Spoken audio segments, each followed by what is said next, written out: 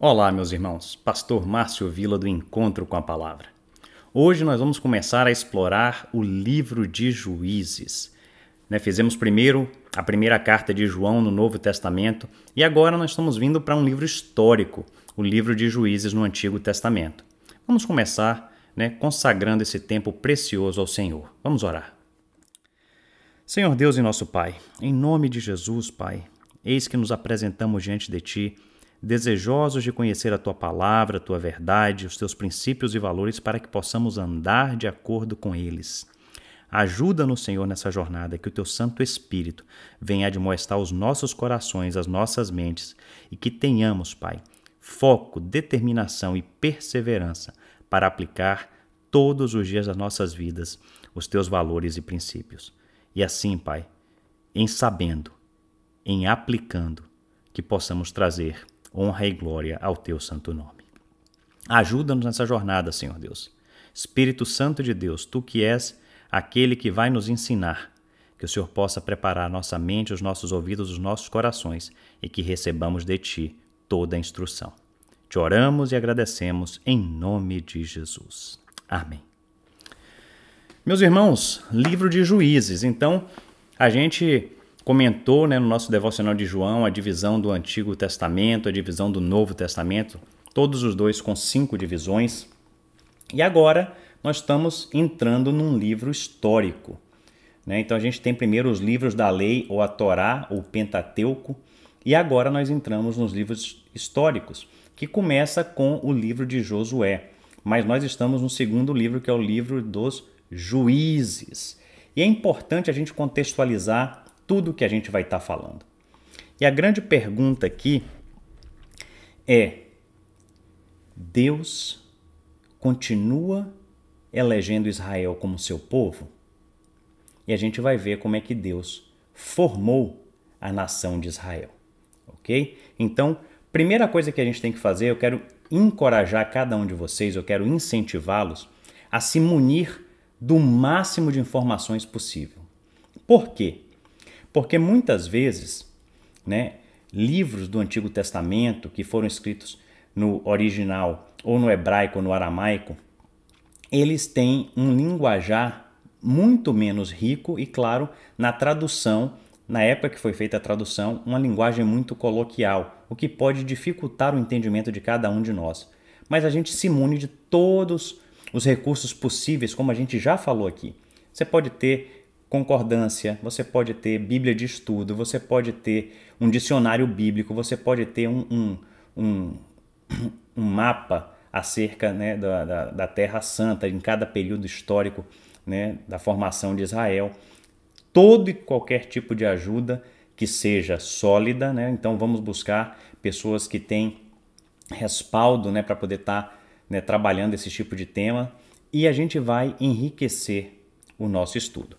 Eu, particularmente, eu usei aqui, eu tenho uma pesquisa ilustrada da Bíblia e também tenho um guia e, claro, dicionários bíblicos, e a minha Bíblia é uma Bíblia de estudo, ela tem uma concordância, então, não só a concordância, mas tem também comentário.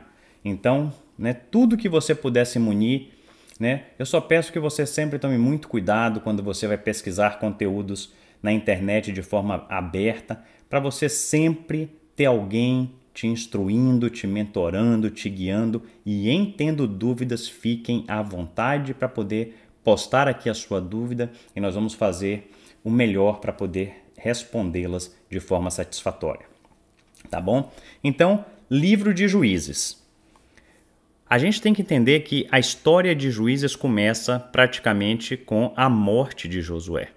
Então, Josué faz aquela afirmação: eu e minha casa serviremos ao Senhor. Finalzinho do livro de Josué, e a gente vê que Josué morre. Então isso acontece por volta do ano 1375, 1380, antes de Cristo. Então, se a gente fosse falar, o certo seria 1380, 1375 antes de Cristo. E claro, Josué morreu, ele era o líder, estava sucedendo Moisés, mas o chamado de Deus não mudou. Deus continua tendo um plano para o seu povo. E é isso que a gente vai ver pelas histórias dos juízes, né? A gente vai ver a história de 12 juízes e a gente vai ver que são eles heróis. Muitas vezes eles não são um líder inquestionável, um monarca ou uma monarca. Eles são apenas instrumentos de Deus. Então, a gente tem que entender que nesse momento, né, as 12 tribos não estavam unificadas, o povo estava disperso e eles ainda eram uma teocracia. Ou seja, eles não tinham um líder unânime, eleito, escolhido, ungido, nada disso. Ainda estavam debaixo do governo de Deus. E claro, né, Deus colocava o seu espírito em homens e mulheres para que eles pudessem liderar o seu povo em algumas empreitadas. Empreitadas de quê?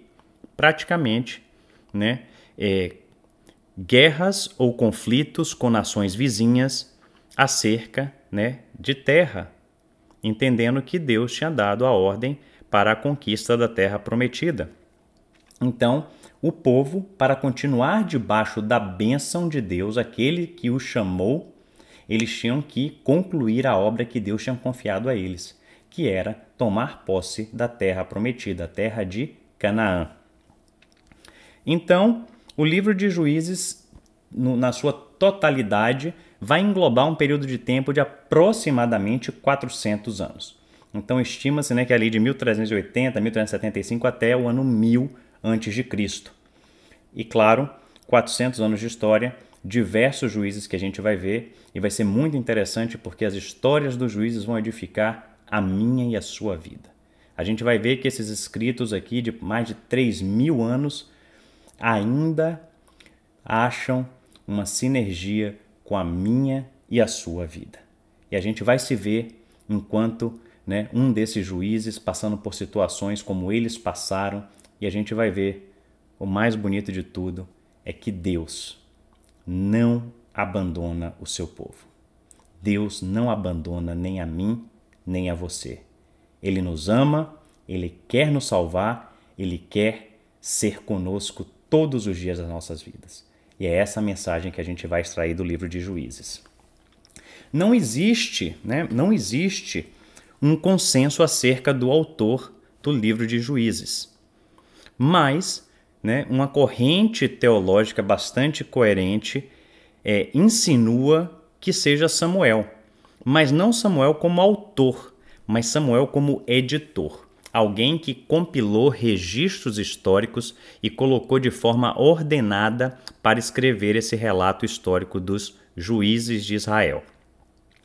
E claro, a intenção de Samuel, se foi Samuel de fato quem escreveu, era literalmente trazer um relato ordenado, seguindo a sequência histórica de cada um desses juízes, contando as suas histórias e trazendo os aprendizados. E a gente vai ver que, claro, os profetas eles foram capazes de abordar o povo de Deus de uma forma muito mais direta, muito mais objetiva, muito mais impactante. Porém, né, a gente vê Deus mostrando alguns dos seus princípios e valores para um povo que andava em rebeldia, né? Uma outra coisa para a gente ter também em nossa mente, né, o foco deste livro. Qual é o foco do livro? Deus não desiste de seu povo. Todas as vezes que o povo peca, e a gente vai ver quantas vezes esse povo aqui pecou ou se desviou dos caminhos do Senhor, Deus manda opressores. Para quê? Para corrigir, para chamar a atenção, para fazer que esse povo se arrependa e volte aos caminhos do Senhor. Alguma semelhança com a minha e a sua vida? E claro, uma vez que o povo chega a esse ponto de arrependimento e clama a Deus, Deus liberta e Deus salva esse povo. E é isso que mostra um Deus amoroso, um Deus que cuida, um Deus que corrige, um Deus que edifica, para que cheguemos à maturidade de relacionamento com esse Deus. Um Deus que ama ao ponto de enviar um sacrifício perfeito para pagar o preço do meu e do seu pecado, e que assim podemos ser reconciliados com Ele e gozarmos da vida eterna no paraíso ou nas regiões celestiais com Ele. Então, meus irmãos, esse é o foco do livro. E por fim, eu queria falar do verso-chave desse livro. E o verso-chave desse livro está no capítulo 2, verso 16. Vamos ler a palavra do Senhor. Juízes 2:16. Suscitou o Senhor juízes que os livraram das mãos do que os pilharam. Então, meus irmãos, esse versículo é chave, primeiro porque é daqui que sai o título desse livro, Juízes. Mas muito mais do que isso, tem duas coisas aqui importantíssimas para eu e você aprendermos neste dia, neste momento. Primeira delas, o Senhor suscitou juízes. Deus, a vontade de Deus, a perfeição do nosso Criador. Ele levantou juízes. Então a gente tem que lembrar da soberania de Deus, da vontade dele que é perfeita, boa e agradável. Como é que você está em relação à vontade de Deus? Você tem se submetido a ela? Você tem andado nos caminhos do Senhor? Você tem buscado os caminhos do Senhor?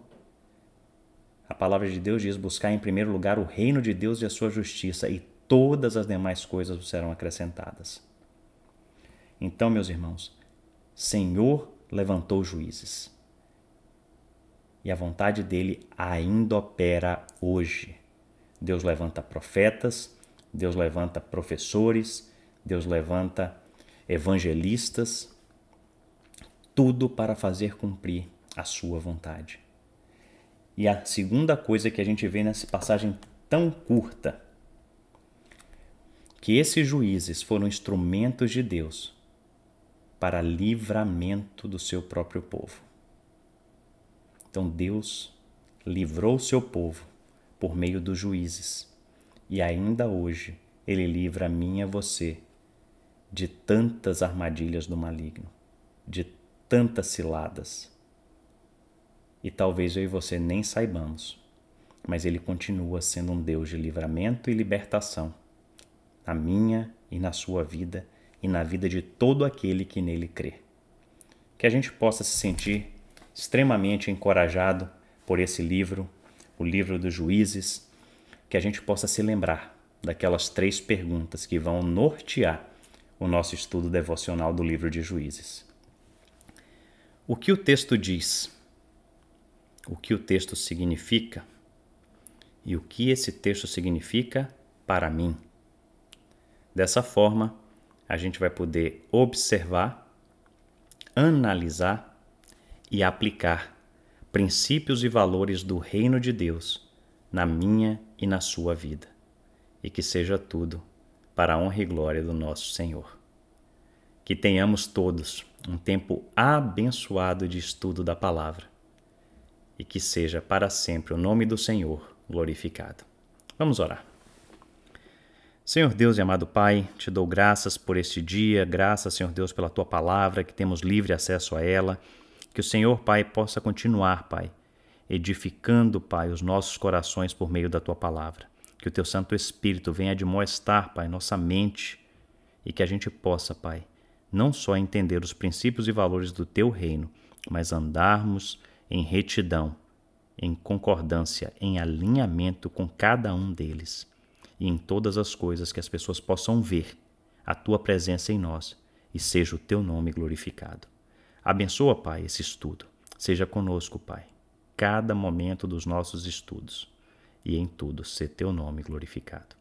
Te oramos e agradecemos em nome do Pai, do Filho e do Espírito Santo. Amém. Meus irmãos, que Deus nos abençoe nessa caminhada.